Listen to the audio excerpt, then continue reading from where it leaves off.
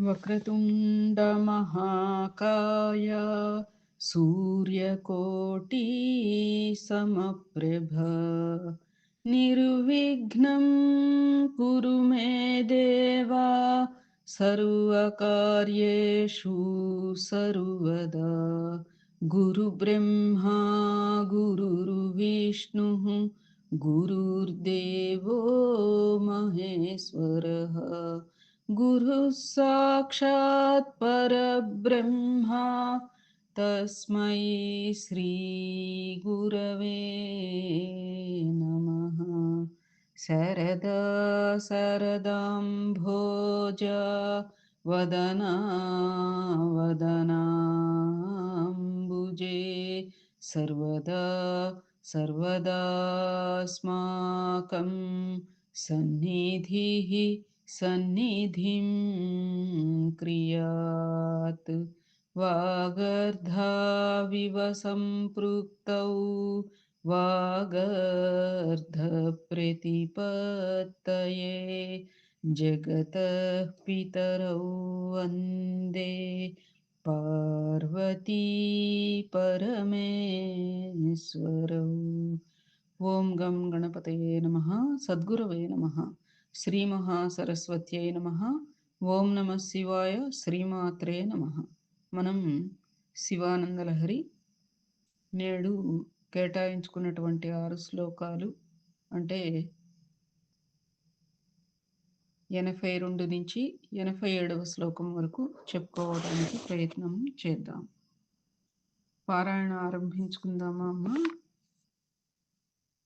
బాణత్వం వృషభత్వమర్ధవపుషా భార్యాత్వమార్యాపతే ఘోణీత్వం సఖితా మృదంగవహత చేత్యాదిరూపం దధౌ త్వత్పాణే నయనార్పణం చ కృతవాంస్త్వద్దేహభాగో హరిః పూజ్యాత్ పూజ్యతరః స ఏవ హి న చేత్కో వా తదన్యో అధికః. ఓం నమ శివాయ. శ్రీమాత్రే నమః. ఓ పార్వతీశ్వర, త్రిపుర సంహార కాలమందు విష్ణువు నీకు బాణమయ్యెను. వృషభ రూపమైన నీకు వాహనముగా ఉండెను. ఆర్యారూపముతో నీ అర్ధాంగమున భార్యయై ఒప్పారెను. నీ పాద సందర్శనకై వరాహ రూపమెత్తెను. జగన్మోహిని రూపమున నీ వాల్లభ్యము పొందెను. నీ తాండవ సమయమున మధ్యలో వాయించెను. తన నేత్రమును నీ పాదములకడ అర్పించెను. మీ అనుగ్రహమునకు పాత్రుడై మీ అర్ధాంగి సంగియగుటను బట్టియే కదా మీ అనుగ్రహమునకు పాత్రుడై మీ అర్ధాంగ సంగియగుటను బట్టియే కదా బ్రహ్మాదులందరికంటను పూజ్యతరుడు అయ్యను. కానిచో అంత వాడింకెవడైనా కలడా? అంటే ఇక్కడ అర్థం ఏమిటి అంటే, బ్రహ్మాదులు పూజ్యులు, విష్ణువు పూజ్యతరుడు, శివుడు పూజ్యతముడు అని భావం.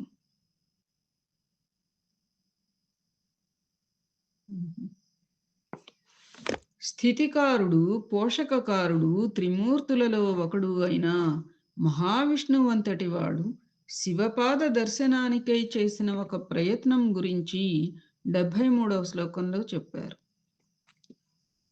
అదే వరాహ రూపాన్ని దాల్చాడు అని మనం చెప్పుకున్నాం కదా. ఇప్పుడు ఆ శ్రీ మహావిష్ణువే ఇంకా ఎన్నెన్ని ప్రయత్నాలు చేసి శివుడిని మెప్పించి దేవతలందరిలోనూ పూజ్యతరుడు అయ్యాడో చెప్తున్నారు. ఎట్లాగంటే, విష్ణుమూర్తి త్రిపురాసుర సంహార కాలంలో శివుని విల్లుకు బాణంలాగా మారారట. వృషభమై శివునికి వాహనమయ్యాడు. ఆర్యారూపంతో శివుని సగం శరీరంగా భార్య అయ్యాడు. పాదదర్శనానికి వరాహమయ్యాడు. జగన్మోహిని రూపంలో శివుని మోహానికి గురి అయ్యాడు. శివుడు తాండవ నృత్యం చేస్తున్నప్పుడు మధ్యలో వాయించాడు. శివునికి సహస్ర కమలార్చన చేస్తున్నప్పుడు ఒక కమలం తగ్గితే తన నేత్రాన్నే కమలంగా శివునికి సమర్పించాడుట. ఇన్ని విధాలుగా శివుని అనుగ్రహం పొందడానికి ప్రయత్నించి చివరకు శివానుగ్రహానికి పాత్రుడైన బ్రహ్మాది దేవతలందరికంటేనూ విష్ణువు పూజ్యతరుడు అయ్యారు.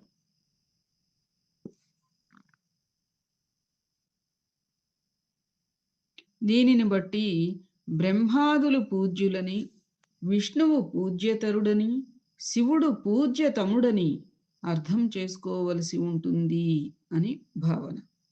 ఓం నమః శివాయ. శ్రీమాత్రే నమః.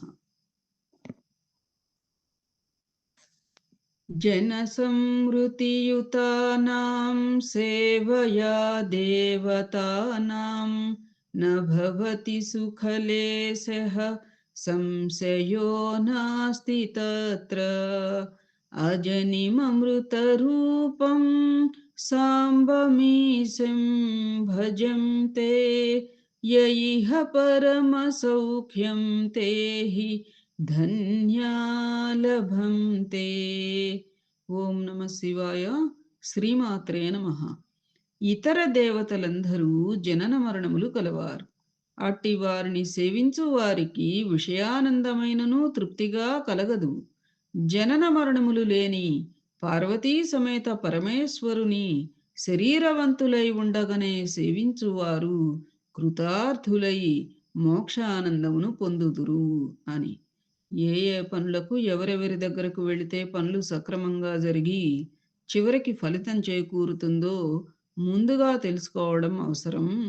జనన మరణాలకు అతీతమైన శాశ్వతానందాన్ని అంటే మోక్షానందాన్ని పొందాలి అంటే ఆ జనన మరణాలను జయించిన వారు ఎవరైనా ఉంటే, అంటే జనన మరణాలు ఎవరికి ఉండవో లేదా పనిచేయవో వారి వద్దకు వెళ్ళాలి. అది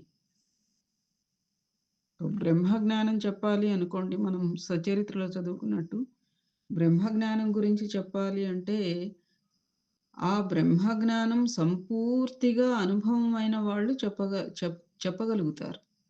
తదితరులు పుస్తక పరిజ్ఞానంగానే బోధ చేస్తారు.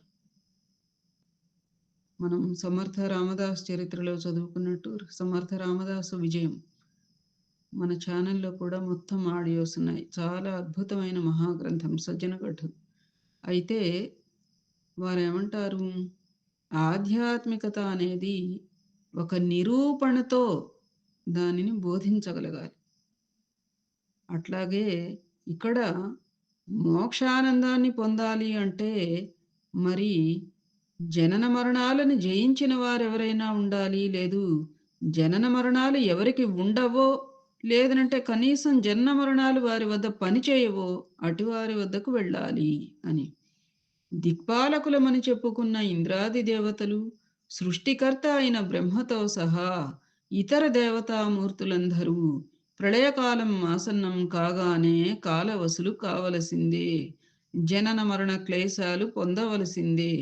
వాళ్ళకి విషయానందమే తృప్తిగా ఉండదు. ఇహ వాళ్ళు శాశ్వతానందాన్ని ఏం పొందగలరు, ఎలా ఇయ్యగలరు? కానీ ప్రళయంలో కూడా సాక్షీభూతుడుగా నిలిచేది ఒక్క సదాశివుడు మాత్రమే. సదాశివునికి జననం లేదు, మరణం లేదు. జననమే ఉంటే తల్లిదండ్రులు ఉండేవారు, మరణమే ఉంటే విషం రింగేవాడు కాడు. యమధర్మరాజును రొమ్ముపై తన్ని మార్కండేయుడిని కాపాడగలిగేవాడు కాదు. ఎప్పుడూ ఉండటమే ఆయన కీలక లక్షణం. ఈ లక్షణం అంటే ఈ విశ్వం యావత్తూ కూడా వస్తూ నిలుస్తూ చివరకు ఆయనలోకే లీనమైపోతూ ఉంటుంది. ఈ 3 ప్రక్రియలు కూడా ఆయన యందు జరుగుతూ ఉంటే ఆయన ఆ మూడింటికి మరి సాక్షీభూతుడుగానే నేపథ్యంలో ఉంటాడు. అది ఏమన్నారు, వస్తూ నిలుస్తూ చివరకు ఆయనలోకే లీనమైపోతూ ఉంటుంది విశ్వం. అంటే ఆ మూడింటికి కూడా సాక్షీభూతుడుగా ఆయన ఉంటాడు. అందుకే ఆయన సదాశివుడు. అంటే ఎప్పుడూ కూడా మంగళకరంగా మనగలిగేవాడు. ఇటువంటి లక్షణం గల వారిని ఆశ్రయిస్తే శాశ్వతత్వం అంటే ఏమిటో, జన జనన మరణాతీతమైన స్థితి అంటే ఏమిటో, మోక్షానందం అంటే ఏమిటో తెలిసి ఇహలోకంలో శరీరంతో ఉన్నప్పుడే వాటిని పొందవచ్చు గాని, జన్మిస్తూ మరణిస్తూ కాలవశులైపోయే ఇతర దేవతలని ఆశ్రయిస్తే ప్రయోజనం ఏమొస్తుంది అంటున్నారు శంకర భగవత్పాదుల వారు. అంటే పరోక్షంగా ఎప్పుడూ కూడా నిరూపణతో కూడిన ఆధ్యాత్మికతని భక్తులకి ప్రసాదించగలిగిన వాడినే ఆశ్రయించాలి అన్నట్లుగా. సర్వత్రా సర్వదా సర్వకాలావస్థల్లోనూ తను ఉన్నాను అని. ఎట్లా? ఇందాకేం చెప్పారు? విశ్వానికి వస్తూ, విశ్వం యావత్తూ కూడా వస్తూ, నిలుస్తూ, చివరకు తనలోనే లీనమైపోతూ ఉంటుంది. ఈ 3 ప్రక్రియలకి కూడా సాక్షీభూతుడు. కాబట్టి ఆయన సదా సర్వత్రా కూడా ఉండేవాడు నేపథ్యంలో. అందుకని ఎప్పుడూ కూడా మంగళకరంగానే మనగలుగుతాడు. అటువంటి శాశ్వతమైన వాడిని ఆశ్రయిస్తే శాశ్వతానందం ఏమిటో తెలియచేయగలడు. ఇహలోకంలో శరీరంతో ఉన్నప్పుడే పొందేటువంటి భాగ్యాన్ని కలగచేయగలడు భక్తులకి అని చెప్పి అక్కడ భావం. తదుపరి శ్లోకం. ఓం నమ శివాయ. శ్రీమాత్రే నమః. శివ తవ పరిచర్యా సంవిధానాయ గౌర్యా భవ మమ గుణధుర్యాం బుద్ధికన్యాం ప్రదాస్యే సకల భువన బంధో సచ్చిదానంద సింధో సదయ హృదయ గేహే సర్వదా సంవసత్వం. ఓం నమ శివాయ. శ్రీమాత్రే నమః. శివ, సమస్త సద్గుణములు గల నా బుద్ధి కన్యను నీకిత్తును. అది గౌరిని గూడి నీకు నిరంతరము సత్సపర్యలు చేయగలదు. నా హృదయ సీమ యందు గృహస్థుడవై సుఖముగా వసింపుము. కైలాసంలో ఉన్న శివుడిని ఊహించుకుని ఎక్కడెక్కడి దేవాలయాలకు వెళ్ళి ఆ దేవాలయాల్లోని విగ్రహాలలో శివుడిని ఊహించుకుని భజించటం కంటే ఎక్కడికి కదలకుండా ఒక్కచోటనే స్థిరంగా ఉండి ఆ శివుణ్ణి సేవించడానికి వీలుందా అని శంకరులు ఆలోచించారు. అయితే ఒక గృహస్థుకు బాగా నచ్చిన కుర్రవాడొకడున్నాడు. ఆ కుర్రవాడు అన్ని విధాల యోగ్యుడు, జ్ఞానవంతుడు. ఎలాగైనా ఆ కుర్రవాడు ఎప్పుడు తన ఇంట్లోనే ఉంటే బాగుండు అనుకున్నాడు. అంతే. తన వద్ద అన్ని విధాలా సరిపోయే కూతురు ఉన్నది. వెంటనే ఆ కూతురుని ఆ కుర్రవానికిచ్చి ఇల్లరికపుటల్లునిగా తెచ్చుకున్నాడు ఆ గృహస్థు. అలాగే, అంటే ఉదాహరణకి చెప్తున్నారు. సరిగ్గా అలాగే శంకర భగవత్పాదులు కూడా శివుడిని తన దగ్గరే, తనలోనే శాశ్వతంగా ఉండిపోయే విధంగా చేసుకోగలిగారు. అయితే శంకరులకు పెళ్లి కాలేదు. మరి పిల్లలు ఎక్కడ ఉన్నారు? శివునికి కట్టబెట్టడానికి అని అనుమానం రావచ్చు. ఆయన అంతకంటే ఇంకా చాలా విశేషమైన పద్ధతిలో శివుడిని పొందగలిగారు. కారణం, మేధస్సులో శంకరాచార్యుల వారిని మించిన వారు ఎవరున్నారు? అంతటి బుద్ధి నైసిత్యం ఎవరికి ఉంటుంది? అంతటి తన బుద్ధి అనే కూతురిని శివునికిచ్చి పెళ్లి చేయడానికి శివునితో ఒప్పందం చేసుకున్నారు అన్నట్లుగా. ఇంతకీ పెళ్లికి ముందు శివునికి శంకరులకు మధ్య జరిగిన సంభాషణ ఎలా సాగిందో విందాం. ఇంతకు పూర్వమే పెళ్ళైన వాణ్ణి, పైగా ఇద్దరితో పెళ్ళయింది. ఆ ఇద్దరూ ఉండగా ఎలాగయ్యా అని అంటున్నాడుట శివుడు. ఎలాగనా? ఒకరు కాకుండా ఇద్దరు వచ్చారు కాబట్టి మూడో దానికి అభ్యంతరం ఉండకూడదు అన్నారు శంకరులు. భలే వాడివయ్యా అయితే, ఇల్లరికం అంటున్నావు. ఇంతకు పూర్వమే చేసుకున్న వారిద్దరికీ అన్యాయం చేసి వాళ్ళను వదిలి మీ ఇంటికి రమ్మంటున్నావు. ఇదేమైనా నీకు న్యాయం అనిపిస్తోందా అని శివుడు అన్నారు. ఎబేబే, వాళ్ళిద్దరినీ వదిలేసి మా ఇంటికి రమ్మనడం లేదు. వాళ్ళిద్దరినీ కూడా తీసుకుని మా ఇంటికి వచ్చేయమంటున్నాను. మా అమ్మాయని చెప్పుకోకూడదు గానీ, చాలా బుద్ధిమంతురాలు, సుగుణాల రాశి. మీ వంటి పెద్దలంటే ఎంతో గౌరవం, భక్తి చెప్పలేను. మీ ముగ్గురే కాదు, మీ ఇతర కుటుంబ సభ్యులు అంటే గణపతి, కుమారస్వామి అంతా వచ్చినా ఏమీ విసుక్కోకుండా అందరికీ సపర్యలు చేసి సేవించుకుంటుంది. మీకా భయం అక్కరలేదండి. ఇంతకీ మీ అమ్మాయి పేరేమంటున్నావు? బుద్ధిమంతురాలు గదండీ! అందుకే మా అమ్మాయి పేరు బుద్ధాదేవి. ఓహ్! ఇంతకీ మీ ఇల్లెక్కడ? అన్నారు శివుడు. ఎంతో దూరం లేదండి. నా హృదయమే ఆ ఇల్లు. నా బుద్ధి అనే కన్యను పెళ్లి చేసుకుని, నా హృదయమనే ఈ ఇంట్లోనే మీ యావత్ కుటుంబం సంతోషంగా మా అమ్మాయి బుద్ధి చేసే సపర్యలు పొందుతూ ఎంత కాలమైనా స్వేచ్ఛగా, ఆనందంగా ఉండండి అని అన్నారుట శంకరాచార్యులు వారు. చాలా గట్టివాడివయ్యా! సరే, సరే, అలాగే కాని అన్నాడు శివుడు. శంకరుల మేధస్సే మేధస్సు. మొత్తానికి శివుడంతటి వాడిని ఇల్లరికపటల్లునిగా చేసుకుని, నిత్యం తన హృదయంలోనే ఆయన సాన్నిధ్యాన్ని అనుభవిస్తూ సేవించుకున్నారు శంకర భగవత్పాదుల వారు. సాయిరాం. ఓం నమ శివాయ. శ్రీమాత్రే నమః. తదుపరి శ్లోకానికి వెళ్దామా?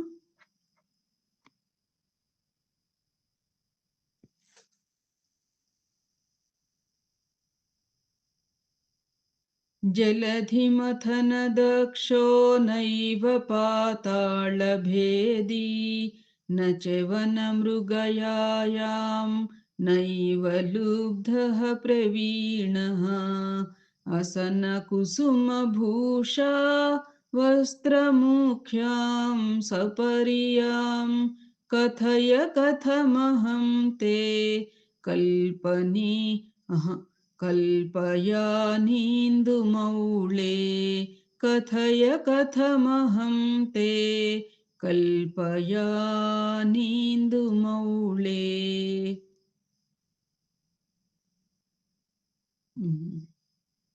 ఇందుమౌళే అన్నట్లుగా. ఓం నమ శివాయ. శ్రీమాత్రే నమః. చంద్రశేఖర, నీకిష్టమైన కాలకూటాహారము గాని, పుష్పము వలె శిరోభూషణముగా చంద్రుని గాని ఇచ్చుటకు నేను సముద్రము మథింపగలవాడను కాను. నీకిష్టమైన భుజగభూషణము కల్పించుటకు పాతాళమును భేదింపలేను. గజ చర్మ వస్త్రమిచ్చుటకు అడవులలో వేటాడు బోయను కాలేను. ఇంకా నిన్ను నేను ఎట్లు పూజింపగలను తండ్రి? దేవతా పూజకు ఉపచారాలు ఎన్నో కావాల్సి ఉంటుంది. షోడశోపచార పూజ అయితే 16 రకాల ఉపచారాలు చేయవలసి ఉంటుంది. ఆ 16 అతి ముఖ్యమైనవిగా అనుకుంటే కనీసం వస్త్రాభరణం, నైవేద్యం, పుష్పం ఈ మూడింటినైనా సమర్పించగలిగి ఉండాలి. శివ పూజ విషయం అయితే మరికొన్ని చిక్కులున్నాయి. ఆయనకు తగిన హోదాలో ఉపచారాలు చేయగలమో లేదో ఆలోచించుకోవాలి. శంకరులు ఈ విషయంలో ముందే ఆలోచించి సందేహపడినట్లు చెప్తున్నారు. ఈ శ్లోకంలో అలా చెప్తున్నారన్నమాట. శివుడంతటి వానికి వస్త్రాన్ని సమర్పించాలి అంటే మనం సాధారణంగా కట్టుకునే నూలు బట్టలు, పట్టుబట్టలు ఆయనకి నప్పుతాయా? ఆయన గజ చర్మాన్నో, పులి చర్మాన్నో గాని కట్టడాయే. అవి తేవాలి అంటే ముందు వేటాడటం నేర్చుకుని, దానిలో ప్రావీణ్యం సంపాదించి, అరణ్యాల్లోకి వెళ్ళి ఏ ఏనుగునో, పులినో చంపి, వాటి చర్మం ఒలిచి పట్టుకురావాలి. ఇది తన వల్ల అయ్యే పనేనా? ఆభరణాన్ని దేన్నైనా ఇద్దాము అంటే శివునికి నాగాభరణాలంటే ఇష్టం. వాటిని తేవాలంటే పా పాతాళంలోని నాగలోకానికి వెళ్ళాలి. ఈ పని మాత్రం తను చేయగలడా? పోనీ ఆహారం ఇద్దామా అంటే మనం తినే పప్పు, కూర, పచ్చడి, పిండి వంట, భోజనం ఏం బాగుంటుంది? ఆయన హోదాకు తగ్గట్లు అమృతాన్ని భోజనంగా పెట్టాలి. అమృతాన్ని సాధించాలి అంటే సముద్రాన్ని మథించాలి. అదేమైనా సామాన్య విషయమా? పోనీ పుష్పాన్ని సమర్పిద్దామా అంటే కనీసం కల్పవృక్ష కుసుమాలైనా ఉండాలి కదా! వాటిని సాధించాలన్నా సముద్ర మథనం చేయాల్సిందే కదా! కాబట్టి శివునికి తగినట్టుగా ఉండే వస్త్రం, ఆభరణం, ఆహారం, పుష్పాలను సమర్పించగలిగే సామర్థ్యం తనకి లేదని ఒప్పుకుంటూ ఏదో యథాశక్తి ధ్యాన ఆవాహనాది షోడశోపచార పూజను మాత్రమే ప్రస్తుతానికి చేయగలనని, నువ్వు కనుక నీకు సరిపోయే విధంగా షోడశోపచారాలను సమర్పించగల సామర్థ్యాన్ని నాకిస్తే నీకు తగినట్లుగానే అన్నిటినీ సమర్పించగలననే భావం కూడా ప్రస్తుతానికి అనేటువంటి పదంలో ఉన్నది అని. అట్లా ముందే సంకల్పం చెప్పుకొని నిత్యం శివ పూజ చేసేవారుట. శంకర భగవత్పాదుల వారి గురించి చెప్పారమ్మా. అది. ఓం నమ శివాయ. శ్రీమాత్రే నమః.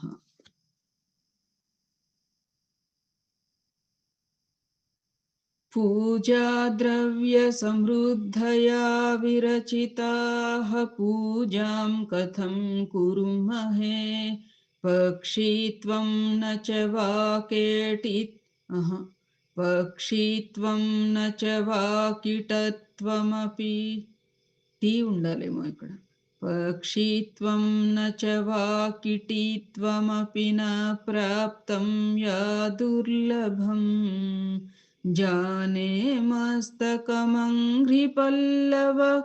ముమా జానే తే అహం విభో న జ్ఞాతం హి పితామహేన హరిణా తత్వేన తద్రూపిణా.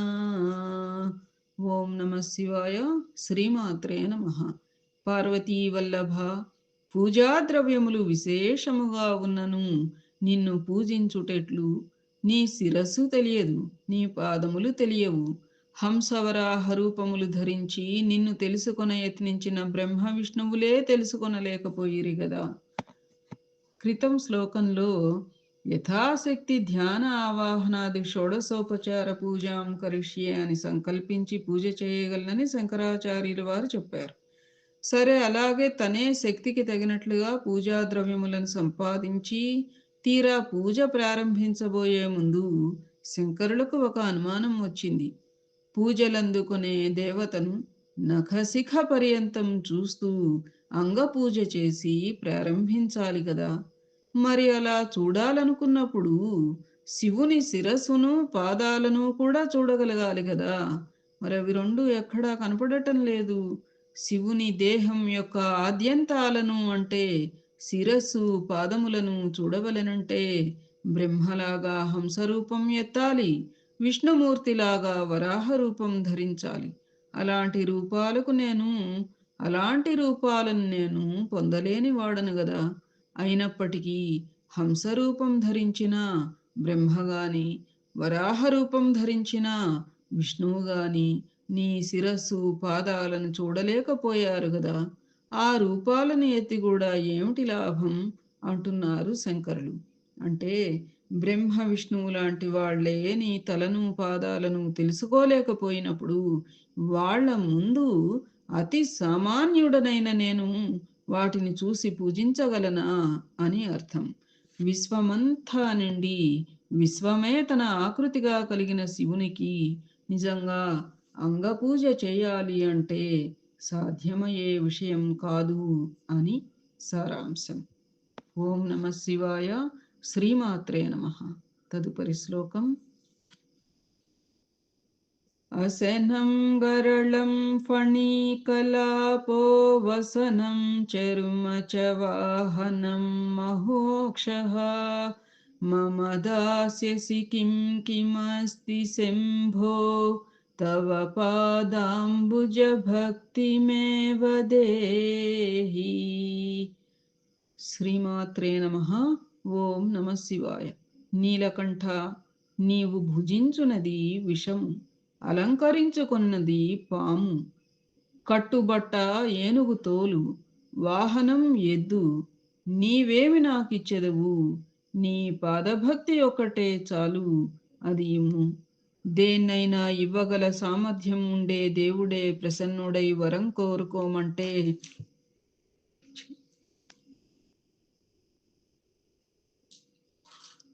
సగటు మనిషి అవసరాలు మూడే.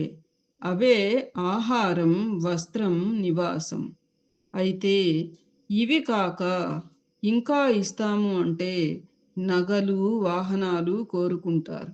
సాక్షాత్తు శివుడే శంకర భగవత్పాదుల్నే అలా అడిగితే ఏం కోరుకుంటారో ఈ శ్లోకం ద్వారా తెలుపుతున్నారు. ఎవరైనా తినడానికి పెట్టమని అడిగితే మనం ఏది తింటున్నామో అదే రకమైన దాన్ని పెడతాం కదా! మరి శివుణ్ణే అడిగితే ఆయన ఏం పెడతాడు? ఆయన తిన్నది విషం కాబట్టి మనకు అదే పెడతాడు. అందుకనే శంకరులు నీ ఆహారం నాకు వద్దు అన్నారు. ఎవరైనా కట్టుకోవటానికి బట్ట అడిగితే మనం కట్టుకునే నేత లేదా పట్టుబట్టలు లాంటివి ఇస్తాం. మరి శివుణ్ణే అడిగితే ఆయన ఏమిస్తారు? గజ చర్మం ఇస్తారు. అందుకే శంకరులు నువ్వు ఇచ్చే వస్త్రం నాకొద్దు అంటున్నారు. ఎవరైనా తలదాచుకోవడానికి ఆశ్రయం అడిగితే మన గృహంలోని ఏ గదినో అరుగునో ఇస్తాం. మరి శివుణ్ణే అడిగితే ఆయన ఉండేది వల్లకాడు కాబట్టి అక్కడికే వచ్చి తనతో పాటు ఉండమంటాడు. అందుకే శంకరులు శివుడు ఇచ్చే ఆశ్రయం కూడా వద్దన్నారు. పైన చెప్పిన కనీస అవసరాలు కాకుండా ఆభరణాలను బహుమతిగా ఇవ్వదలుచుకుంటే మనమైతే మనం ధరించేలాంటివే అవతల వాళ్లకు ఇస్తాం. మరి శివుడైతే పాముల్నే పెట్టుకోమని ఇస్తాడు. అందుకే శంకరులు ఆయనిచ్చే ఆభరణాలను కూడా వద్దన్నారు. ఇకపోతే మన వాళ్లకు వాహనం కొనిద్దామని అనుకున్నామనుకోండి. ఏం చేస్తాం? ఏ స్కూటరో, కారో ఏదో ఒకటి మన తాహతుకు తగ్గట్టు ఇస్తాం కదా! మరి శివుడైతే తన ఎద్దు వాహనాన్నే వాడుకోమంటాడు. లేదా మరొక ముసలి ఎద్దునే మనకి ఇస్తాడు. అందుకే శంకరులు దీనిని వద్దన్నారు. ఇలా వంకలు పెట్టుకుంటూ ఇచ్చేవేహి వద్దంటూ ఉంటే మరి శివుని వద్ద ఇచ్చేందుకేముంటుంది? మనకు నచ్చేవేవి ఆయన దగ్గర ఉండవు. ఆయన ఇచ్చేవి మరి అలానే ఉంటాయి. అందుకే శంకరులు అటువంటి వాటిని దేనిని కోరకుండా తనకు కావలసినది ఏదో అదే అడిగారు. ఏమిటది? శివుని పాదార విందాలపై ఎడబాటు లేని భక్తి తనకు అనుగ్రహించమన్నారు. దానిని ఇవ్వడానికి శివునికి అభ్యంతరం ఏమీ ఉండదు కదా అని. ఈ శ్లోకం పైకి ఏదో శివుడిని కించపరిచినట్లుగా ఉంటుంది. కానీ శంకరులు అడిగినది సామాన్యమైనది కాదు. శివుని పాదాలపై భక్తిని అడిగారు. అది కూడా ఎడబాటు లేని భక్తి. ఆ పాదాలు సామాన్యమైనవా? సకల సౌభాగ్య నిధులు ఈశ్వర సంబంధమైనదే ఐశ్వర్యం. ఐశ్వర్యం అంటే ఇంకా అడగవలసినది అవసరం ఏమీ ఉండదో అది దాన్నే ఈశ్వరానుగ్రహం అంటారు. శివుని అనుగ్రహమే ఉంటే ఇంకా కావలసినది ఏముంటుంది? కాబట్టి మనం కూడా శివుడిని అలాంటి అనుగ్రహాన్ని పొందగలిగే శివపాదపరమైన భక్తినే కోరుకోవాలి అని ఈ శ్లోకంలో శంకర భగవత్పాదుల వారు చెప్తున్నారు. అయినా నిజమైన భక్తులు, ముక్తులు, యోగులు ప్రాపంచిక సంబంధమైనవి ఏహీ ఎప్పుడూ కోరుకోరు అని కూడా ఈ శ్లోకాన్ని బట్టించి తెలుసుకోవాలి అని. లౌకికం కాకుండా, ఇహానికి కాకుండా పరానికి కోరుకోవాలి అని.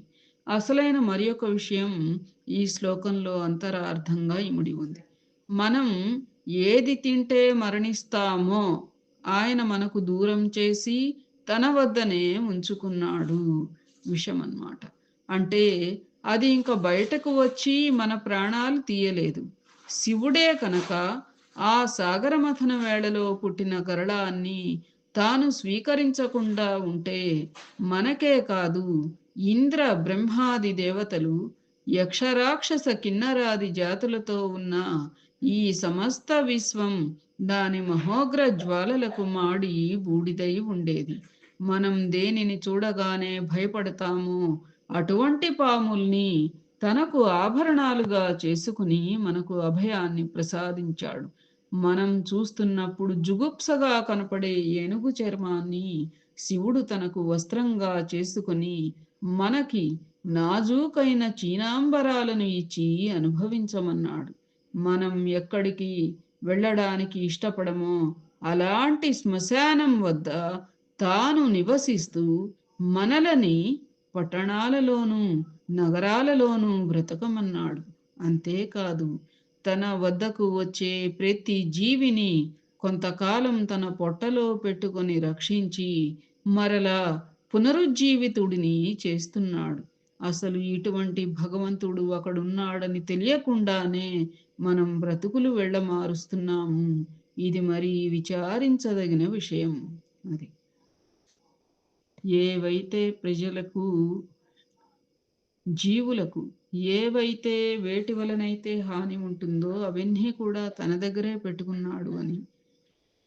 తర్వాత అంటే మన మనకి హాని చేసేవి, మనకి చెడుని వనగూర్చేవి, మనం భయపడేటువంటి అంశాలు అన్నీ కూడా తానే తీసుకొని మనలని నిర్మలంగా, ప్రశాంతంగా, సుఖంగా ఉంచుతున్నాడు కదా! అటువంటి భగవంతుడు ఎక్కడ ఉంటాడు అన్నట్లుగా. అంతా గురుతత్వంగా అనిపించటల్లా కదూ! అది. ఎన్ని చెప్పుకున్నామమ్మా? 6 చెప్పేసుకున్నామా?